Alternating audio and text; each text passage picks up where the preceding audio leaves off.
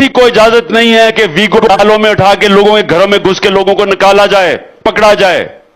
किसी को इजाजत नहीं चाहिए कि लोगों को अगवा करके ले जाएं और अली अमीन की तरह कभी किधर, कभी उसको लेके जा रहे हैं बखर है, फिर लाहौर लेके आए, फिर उसको शिकारपुर ले जाएं।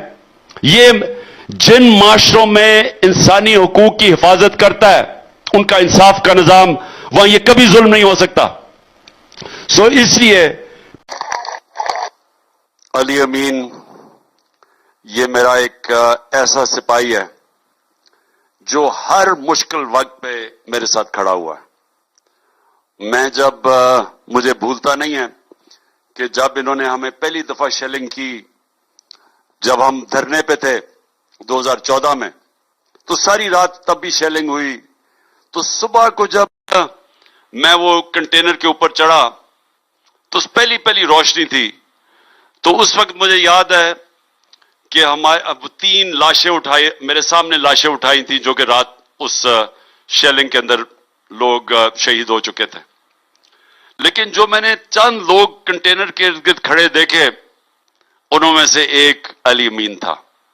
और वो मैं ये भूल नहीं इसलिए सकता कि ये वो मुश्किल वक्त के लोग, जब सबसे ज्यादा प्रेशर था तो वो खड़ा था साथ, और उन्होंने उसको उठाया इसलिए अली अमीन को उठाया है कि उनको पता था कि ये मेरा एक वो सिपाही है जो हर वक्त मुझे पता ये मेरे साथ खड़ा होगा, और इसीलिए उसको ये चक्कर दे रहे हैं।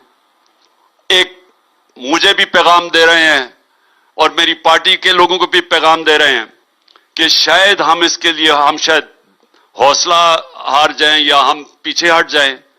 मैं इन बेवकूफ अहमकों को बताना चाहता हूं कि आप तो हमारी पार्टी में और ज्यादा हमारा जज्बा बढ़ता जा रहा है ना।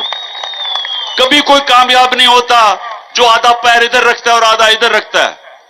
जब बुरा वक्त आता है तो वो सोचता है कि पीटीआई छोड़ के किसी और पार्टी में चला जाऊं, अच्छा वक्त आता है फिर कलाबाजी खा के वापस आ जाता है। ये कभी कामयाब लोग नहीं होते, ये लीडर्स नहीं होते। लीडर वो होता है जो फैसला करता है। जिस तरह तारिक बिन जियाद ने जब सिंध में उतरा तो किश्तियां जला दी कि या मैं कामयाब होऊंगा या मर जाऊंगा। ये आप में सब में, मैं आप चाहता हूं मेरे कारकुन सब याद रखें कि ये आप आजादी के लिए आप लड़ रहे हैं। ये जो ऊपर बैठा हुआ कब्जा ग्रुप ये आराम से नहीं छोड़ेगा। हम सब अज़म कर लें कि हमने आजाद, मुस्तकबिल तो सिर्फ आजाद कौमों का है। गुलाम तो अच्छे गुलाम ही बनते हैं।